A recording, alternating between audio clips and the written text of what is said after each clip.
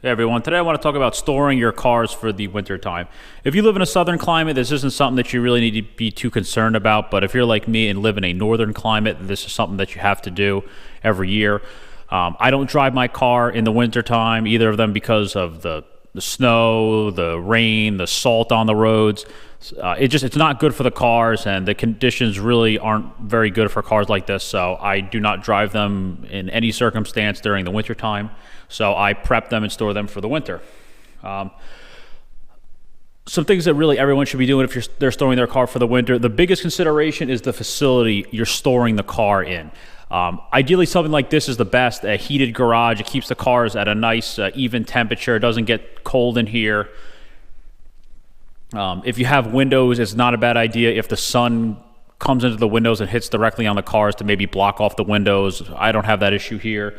Also, another thing to consider that most people don't is now that it's cold outside, a lot of critters and animals are starting to come inside. So things like mice traps are not a bad idea to have. Even if you've never had mice in your garage, it's not a bad idea to put a mouse trap out, because you don't want to find out the hard way a mouse has gotten into the car, because they will chew on everything and they can do a lot of damage. If you don't have a heated garage or like this to put it in, even an unheated garage is fine. The next best thing would probably be a pop-up tent, or one of those buildable tents that you can buy to put the cars in. It's not the best thing, but it'll keep the snow and the ice off them. It'll keep the ice from freezing and thawing over and over again on the cars.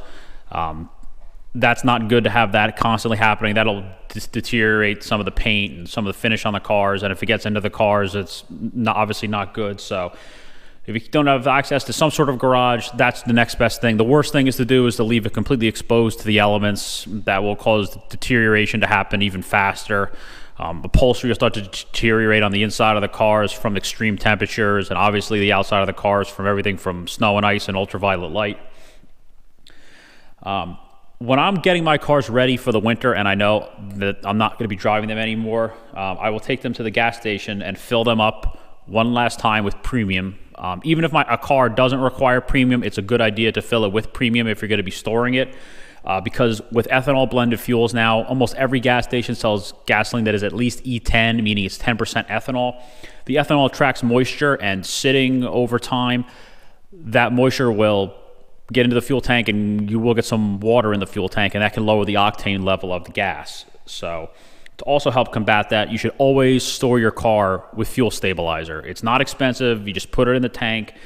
Follow the instructions on there. It usually takes a few ounces, but typically fuel stabilizers will give you usually 1 to 2 years, depending on what the manufacturer says, of safe storage for the fuel. So you definitely need to store the car with stabilized gas more than ever before, because ethanols can do a lot of damage to fuel systems if you do not stabilize it.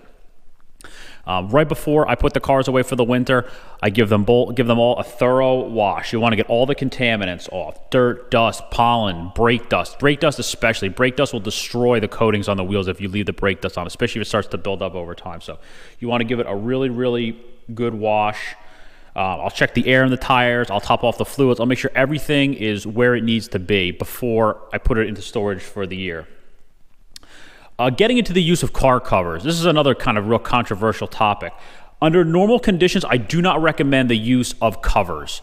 They tend to do more damage than good. If you're storing a car outside, they're bad because as the car sits outside and the air and wind kind of moves, the cover is going to constantly be moving, and it's going to brush up against the surface of the car thousands and thousands of times. And as that happens, it's going to put a lot of little abrasions in the paint. So you're going to get a lot of small, really abrasions in the paint everywhere on the car if you have the car stored outside for a long period of time with a cover on it. So they're not the best for outside storage. Obviously, you can do it because they will protect against things like ultraviolet light, but that's something you need to decide whether or not is important to you. The problem with using covers on a daily driven car is you go out, drive the car, and every time you drive it, there's contaminants on it: dirt, pollen, brake dust, whatever is in the air is going to get on the car. And then you're going to take the cover and you're going to have a completely contaminated, dirty surface of the car, and you're going to take it and you're going to pull that cover down from the center down the side of the car. Now, you're taking all those contaminants and dragging them along the surface of the clear coating. You're going to put tons of scratches and etching in it, just like you would using improper wash techniques. Like you get swirl marks. Now you're going to get lines in the paint because you're dragging contaminants that are going to scratch the paint and the clear coat on the car. So the only time I ever use a cover is like this. Both of these cars, I thoroughly cleaned them a couple days ago. I pulled them right. I didn't go out and dry them a little bit. I washed them immediately. I put them right in the garage and covered them immediately. I didn't let any time lag between. Once they were fully dried off, they came in the garage and they got the covers put on them, and then that's it. So that means there's a minimal amount of contaminants on. Obviously, it's not going to be perfect. There will be some little small contaminants here and there, but it's a very, very minute amount. So you're really not going to get that much on the surface. So the odds of doing damage to the paint is minimalized at that point. And sitting in the garage for months, even if they're perfectly clean, they're still going to get stuff accumulating on them. With these covers, these are basically just dust covers. These aren't anything fancy. They're very, very lightweight. They're actually like rain or dust covers that like body shops will use just to keep the cars clean. So they don't weigh a lot, and they're disposable. I use them for the winter. Once the winter's over and the roads are clean again, and I'm going to take them back out for the spring, I throw them out, and then that's it. They're not expensive. They're like $10 each, so it's a great way to keep the car preserved for the winter time. Another important system is the electrical system to maintain. If you let these cars sit for months and months and months and don't start them and don't do anything, the batteries are going to be dead. And it's probably going to either dramatically shorten the life or totally destroy the battery if you let the car go completely dead. So I use a battery tender.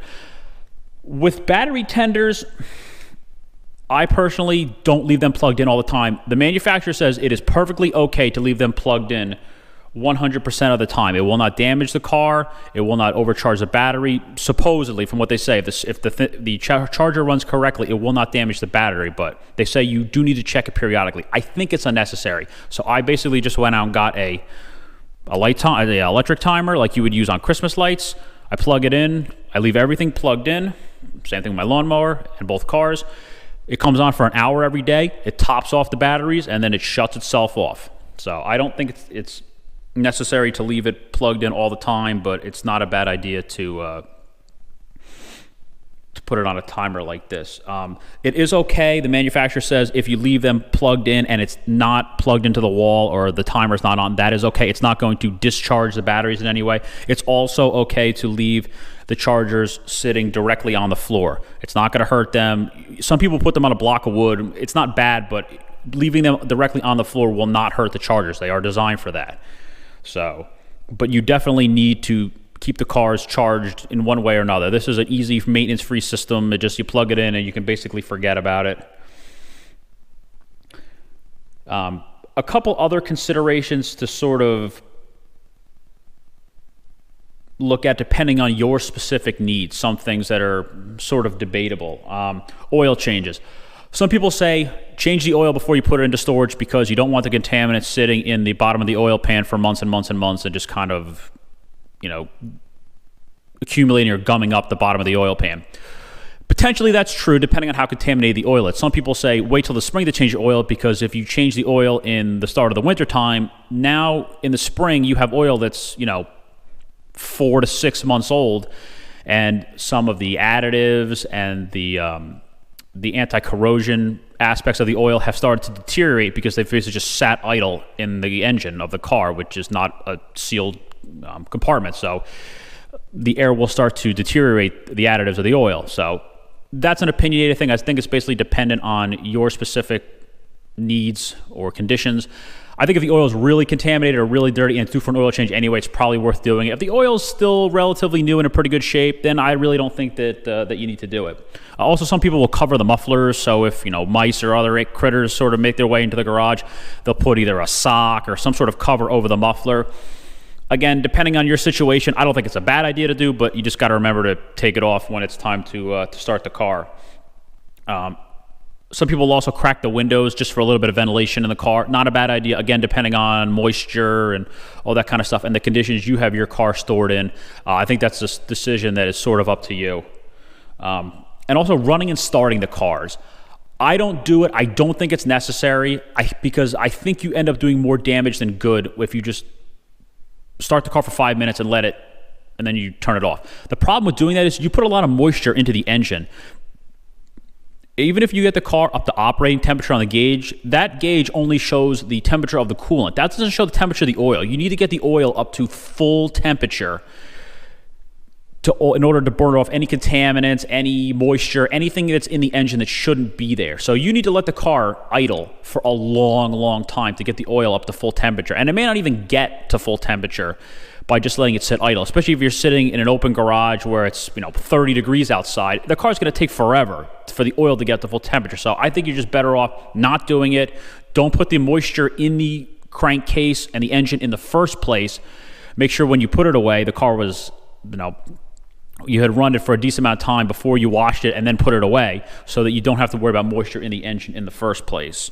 And then one last thing, putting the car up on blocks. That's another thing a lot of people will ask and talk to me about. I think if you're storing the car for a few months over the winter season, I don't think it's necessary to put the car up on blocks. You can do it. It's not going to hurt anything. It's not a bad thing to do, but I think you're better off only doing that if you're going to be storing the car for years instead of months, because flat spots normally take a long, long time to happen. And if you pumped up the tires to the correct pressure and it's only going to be a few months, you're going to be okay.